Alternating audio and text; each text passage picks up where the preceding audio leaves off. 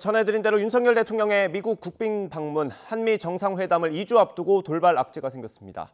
이번엔 대통령실로 가보겠습니다. 대통령실은 한미 동맹은 굳건하다면서도 파장에 촉각을 곤두세우고 있습니다. 취재기자 연결합니다. 조은지 기자. 네, 용산 대통령실입니다. 네, 용산 분위기는 어떻습니까?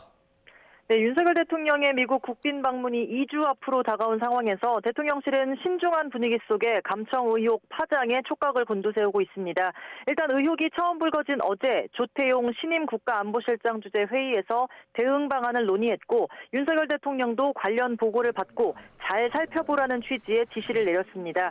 지금까지 대통령실 공식 입장은 제기된 문제에 대해 미국 측과 필요한 협의를 할 예정이다. 과거의 전례와 다른 나라 사례를 검토해 대응책을 한번 살펴보겠다, 이 정도입니다.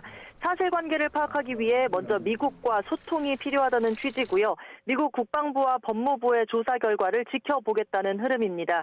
다만 이번 일이 한미동맹을 흔들 정도의 중대 사안은 아니라고 보는 인식이 뚜렷합니다.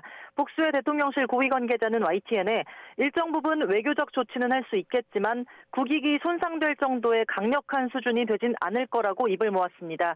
동맹을 몰래 들여다봤다는 건 불쾌하지만 정부의 정보 활동은 일상적이고 보편적이라는 언급도 했습니다.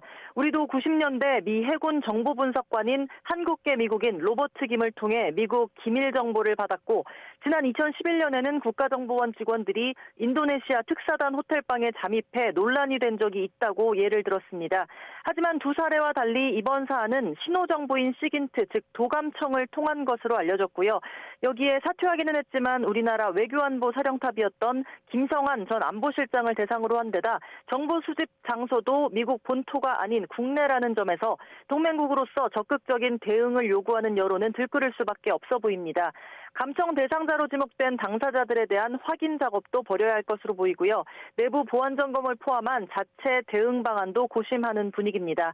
윤 대통령은 오늘 오전 공식 일정 없이 10시에 수석비서관 회의를 주재했고 잠시 뒤 12시부터는 한덕수 국무총리와 주례 회동을 합니다. 미국의 감청 의혹 대응책이 논의될 것으로 보입니다. 지금까지 용산 대통령실에서 YTN 조은지입니다.